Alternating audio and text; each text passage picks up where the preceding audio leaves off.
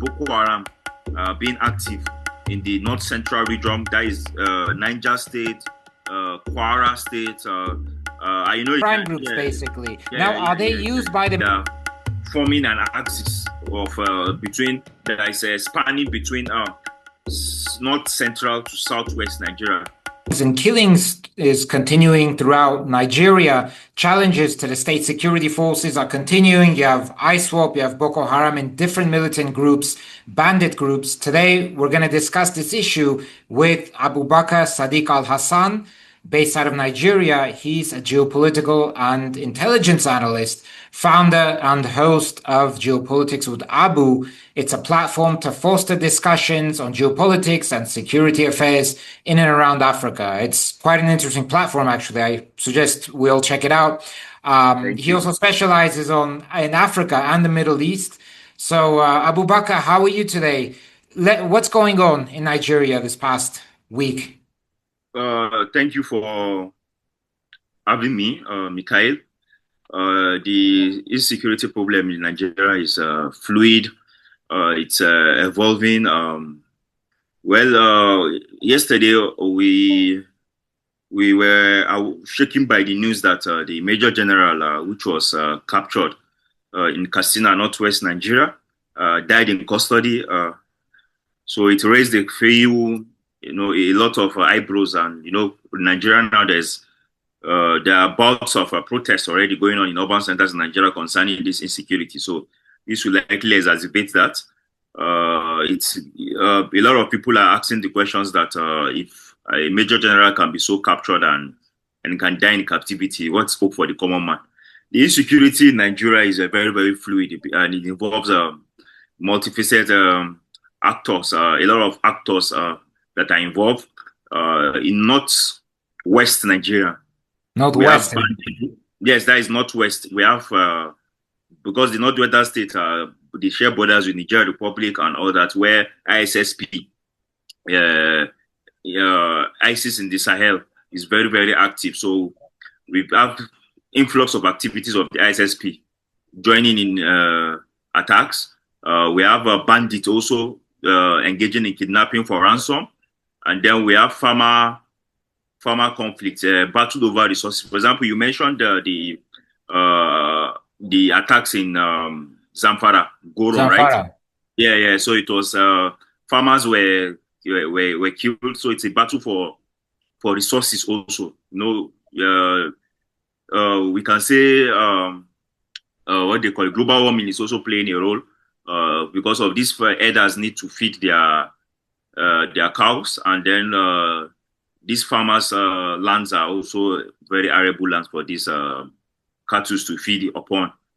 So it's for resources. Part of it, it's motivated by resources. It plays a very, very huge role too in the insecurity that we are seeing. But you have northwestern Nigeria, which is the ISIS affiliates, militants. You have northeastern Borno State, which is Boko Haram.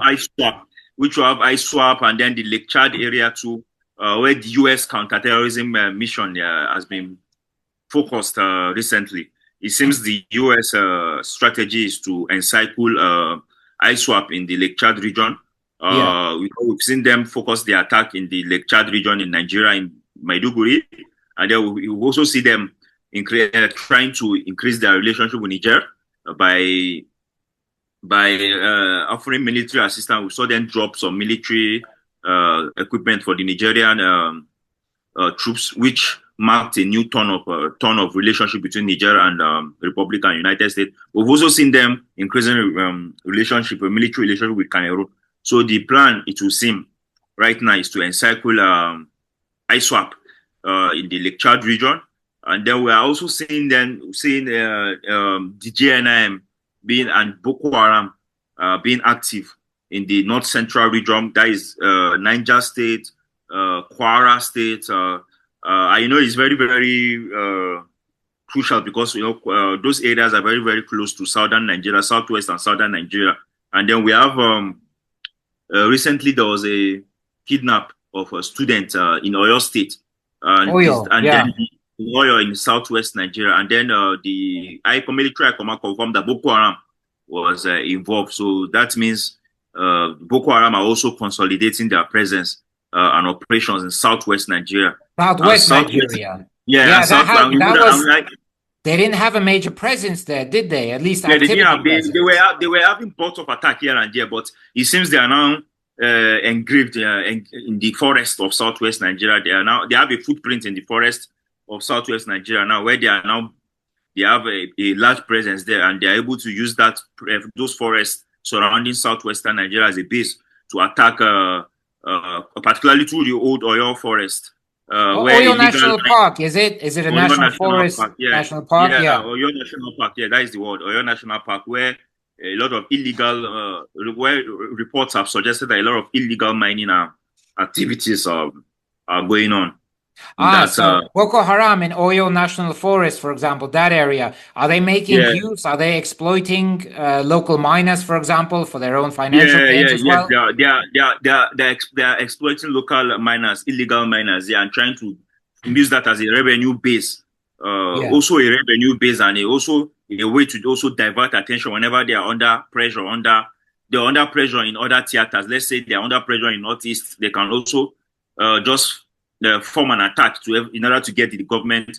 They can also plan an attack, maybe let's say in this region, in the south, in order to get the government to the negotiating table, just like they did with this Oyo kidnap, when they are demanding the freedom, the release of some of their arrested lieutenants and all that.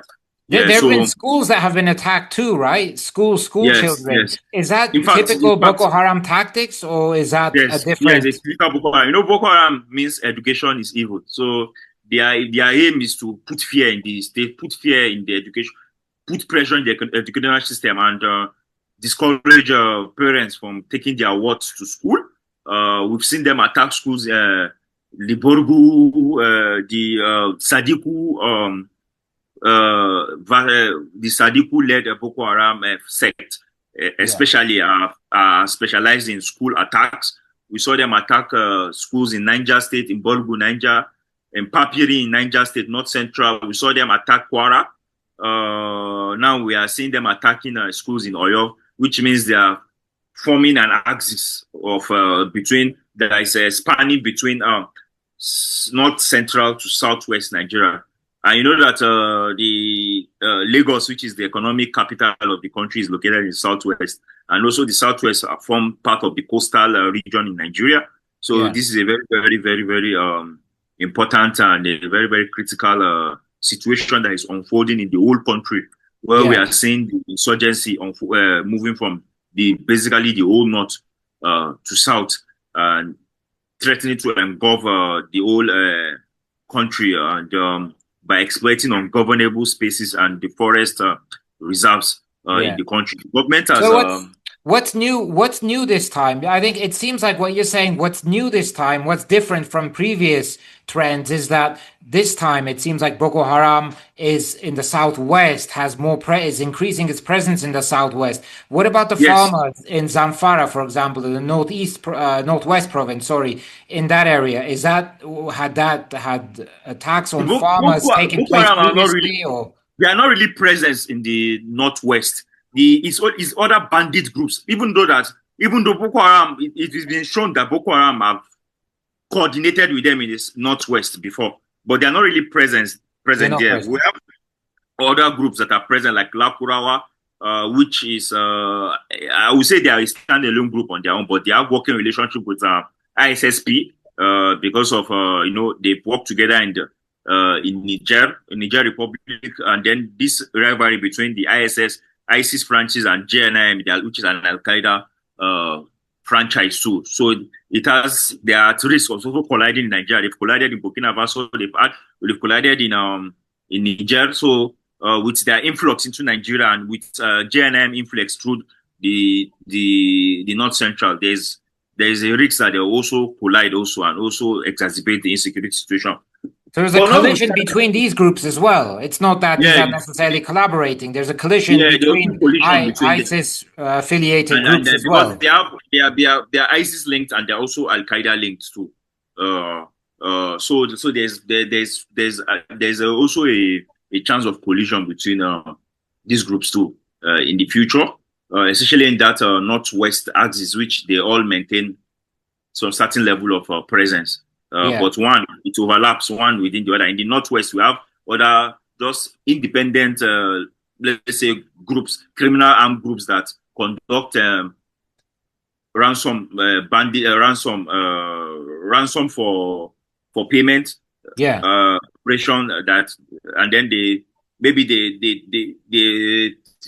disturb the farmers and tax the farmers.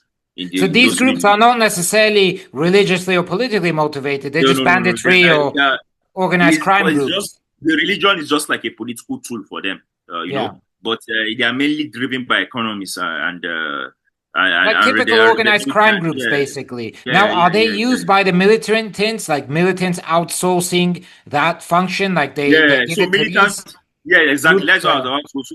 So militants can outsource some activities to them. Let's say they want to kidnap a certain personality that is on interest. They can outsource that to them, and they can also clash when their interests diverge.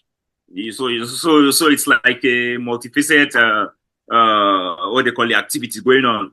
And that's common then. It's common for them to collide. Local organized groups with the militant groups. When the interests converge, they work together. But when the interests diverge, they can clash.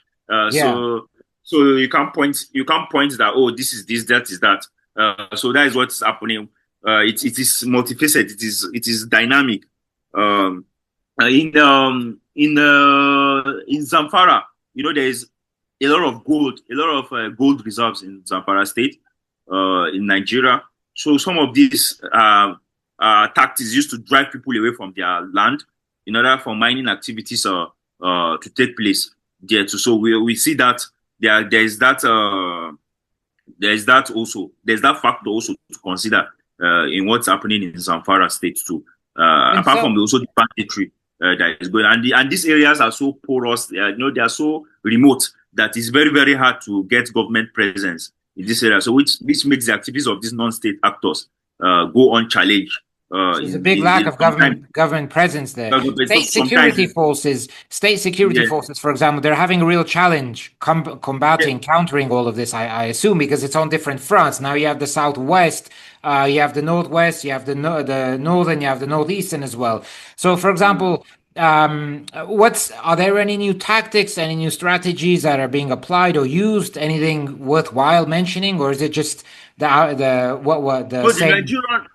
Nigerian Air Force have really intensified attacks, especially in the north west. The Air Force, yes, in the northwest and northeast, the Nigerian force with other partners like the US have really intensified surveillance. The US have been really, really, really helpful to the Nigerian forces in terms of targeting and joint operations, like we saw when the ISIS number 2 was eliminated in Lake Chad. So there's a lot of military activities trying to cut their supply chains by arresting informants, trying to intensify intelligence operations and activities to arrest to cut their supply lanes.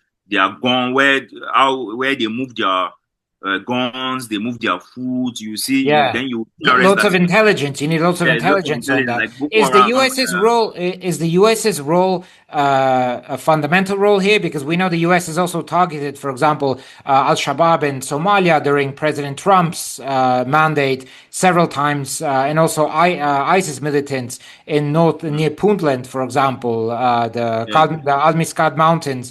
So U.S. has carried out strikes there as well. Is the U.S.'s role, is it assisting in a great deal its Nigerian counterparts, or is it mainly the Nigerian armed forces that are taking the brunt of it? So they've been, the Nigerian armed forces have been the lead ones on the ground, while the U.S. have been focused on mainly providing air strikes, intelligence, air support, drone support, and all that. But they've been situations where the US and Nigerian forces have joined forces together and actually conducted attacks, like we saw in Lake Chad area in Borno State. Like I said, they are concentrated. The US seems to be concentrated on ISWAP activities in the Lake Chad region. while the Nigerians have been while the Nigerian Air Force have been really pounding Boko Haram in the northwest region and the northeast region. Well, I think there need to be a collective action also to stop this spillover to southwest and by extension southern Nigeria, because if you are not able to do that, you have a stretched military force. They are trying to stretch the Nigerian military force. So we need to put non-kinetic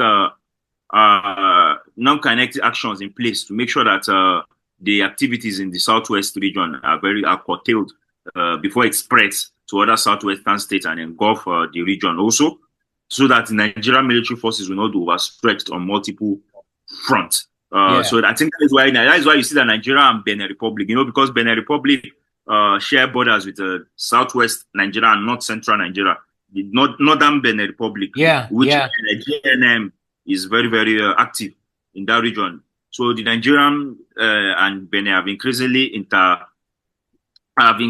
made the military of Nigeria and Benin Republic have been working together. In fact, we've essentially linked our military forces together in those fronts, and we've seen Nigeria and Benin Republic military conducting raids in those areas. And that's probably a big push, a big help contribution, let's say, to Benin's armed forces, because Nigeria has been in this for a while. They have lots of international support and experience in all of this. And I think Benin is economically, it's not as strong as Nigeria, neither is its armed forces. So I think Nigeria helping Benin, it's contributing greatly to security situation in Benin.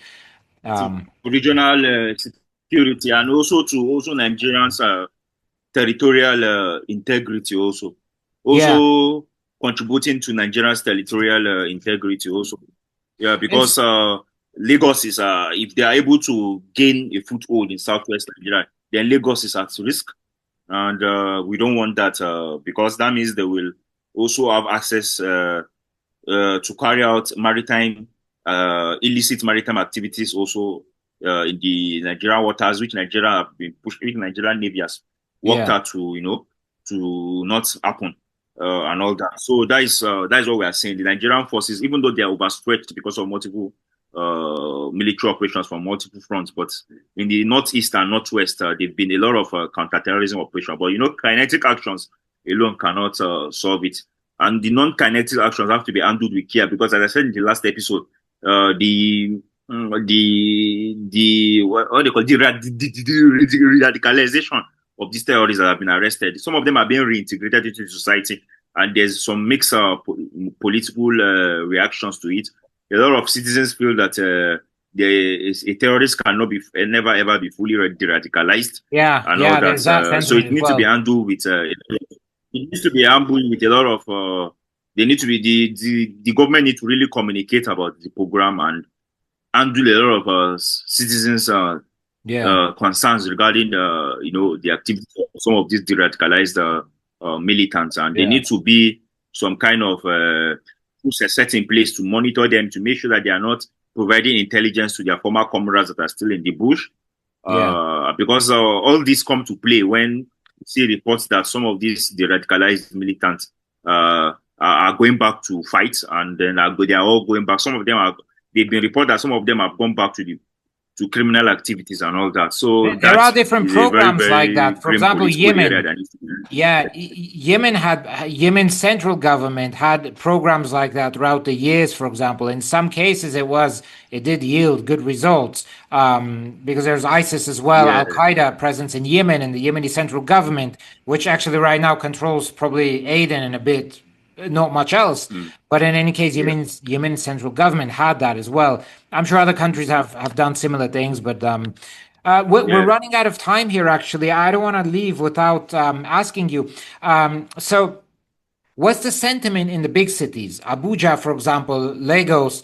Are people disconnected from what's happening elsewhere in Nigeria with these kidnappings? What's overall sentiment for city dwelling?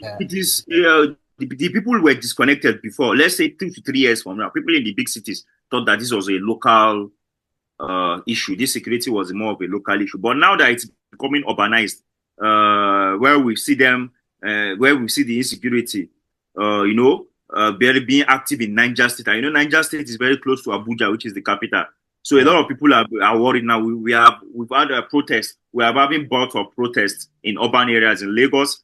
In Abuja, activists have been protesting for 3 days, about 3 days in a row now, calling for swift end to the insecurity. While in Lagos, there was a lot of protests in Lagos during this Independence Day, calling for the release of the kidnapped children in the southwest. So the people in the urban center are very, very agitated now about the growing public awareness of all of this. Then they are now aware now. Everybody's aware now because it is coming home to roost. It is moving from the local areas to the urban areas. So that's really important. Yeah, that's really important. It's really important now that because a lot of the country now is now aware, and they are now watching keenly with the election season coming very, very soon. So the country is agitated. In addition to the security and the economic situation of the country, so the populace is really, really agitated right now. There's a lot of agitation. There are small bouts of protests breaking in different parts of the country, protesting the insecurity and the economic situation of this country. And we're in an election season, so I would describe the political atmosphere in the country right now as very, very charged, and that's definitely going to affect on the elections as well, overall public sentiment. So we're kind of out of time here, actually. So for everyone, we're with Abubakar Alhassan, geopolitical intelligence analyst out of Nigeria. He's also the founder of Geopolitics with Abu. Follow it. It's very interesting. Gives you lots of insights about what's going on, discussions about security, geopolitics in and around Africa. Abubakar, stay safe. Thanks again for being with us. Thank you, Mikael. And I hope that the election situation in Armenia be resolved soon. So there will also be peace in hopefully there's a long way to go, but hopefully next episode.